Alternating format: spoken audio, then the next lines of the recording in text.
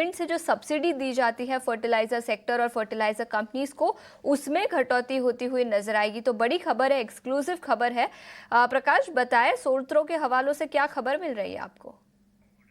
देखिए, fertiliser raw materials के ऊपर जीएसटी काउंसिल ने जो दरों में कटौती की है उसका फ़ायदा इंडस्ट्री को तो होगा ही होगा, सरकार को सब्सिडी बचत के तौर पर भी इसका फ़ायदा हो सकता है। दरअसल गवर्नमेंट सोर्सेज की तरफ से जो जानकारी मिल रही है उसके हिसाब से इस बात की संभावना है कि इंटरनेशनल मार्केट में रॉ मटेरियल की प्राइसेस में काफ़ी बढ़ोतरी हुई है। अगर आप 2024 की तुलना में देखें, 2025 में अभी तक करीब करीब 14% से ज़्यादा की बढ़ोतरी देखने को मिली है।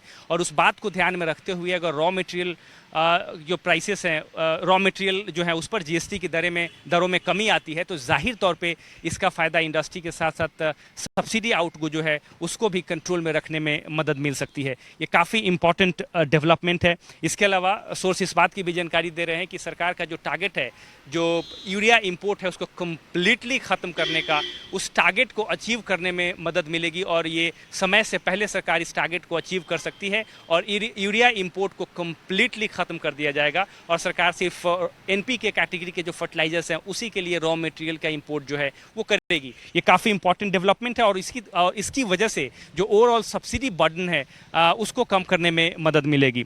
जैसा कि आपको पता है कि सरकार ने कई रॉ मटेरियल, जीएसटी काउंसिल ने कई रॉ मटेरियल्स पर जो जीएसटी की दरें हैं उसको 18% से घटाकर 5% कर दिया है और इन तमाम पहलुओं को ध्यान में रखते हुए सरकार का ये अनुमान है, जैसा कि हमें सूत्र बता रहे हैं, कि FY26 का जो बजट है जो कि निर्धारित किया गया है फर्टिलाइजर सब्सिडी के तौर पर 1.67 लाख करोड़ का, वो इसी रेंज में रह सकता है।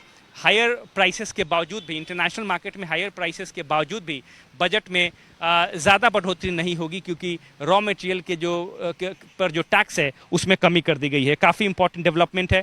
इसके अलावा सूत्र बता रहे हैं कि फर्टिलाइजर मिनिस्ट्री ने जो ग्लोबल प्राइस ट्रेंड सिनेरियो है उस पर समीक्षा बैठक की है और जीएसटी में दरों की कटौती के बाद, जीएसटी में कटौती के बाद अब एक और बैठक हो सकती है इंडस्ट्री के साथ, जहाँ पर करेंट जो सिचुएशन है उसकी समीक्षा की जाएगी और सरकार इस बात को लेकर प्रतिबद्ध है कि अगर इंडस्ट्री का कॉस्ट जो है उसमें बढ़ोतरी होती है तो एडिशनल फाइनेंशियल सपोर्ट दिया जा सकता है और इसके पीछे का मकसद ये है कि डोमेस्टिक मार्केट में सफिशिएंट अवेलेबिलिटी हो फर्टिलाइजर की, ताकि किसानों को पर्याप्त फर्टिलाइजर मुहैया कराई जा सके। इस बात को ध्यान में रखते हुए एडिशनल फाइनेंशियल सपोर्ट भी दिए जा सकते हैं। बहरहाल इंपॉर्टेंट डेवलपमेंट ये है कि जीएसटी में कटौती की वजह से जो सब्सिडी बर्डन है उसमें कुछ राहत मिलती हुई दिख रही है। प्रकाश, शुक्रिया पूरी डिटेल्स के साथ हमारे साथ जुड़ने के लिए। तो जीएसटी जो फर्टिलाइजर के रॉ मटेरियल पर घटाया गया था उसके चलते फर्टिलाइजर कंपनियों को तो पॉजिटिव फायदा होता हुआ नजर आएगा ही, लेकिन इसी के साथ साथ गवर्नमेंट की सब्सिडी भी कम होती हुई नजर आएगी। राजेश, आपसे पूछना चाहूंगी, फर्टिलाइजर सेक्टर पर आपका क्या आउटलुक होगा? कई सारे रॉ मटीरियल्स पर जीएसटी जो पहले 18% था उसे अब घटाकर 5% कर दिया गया है और इन जनरल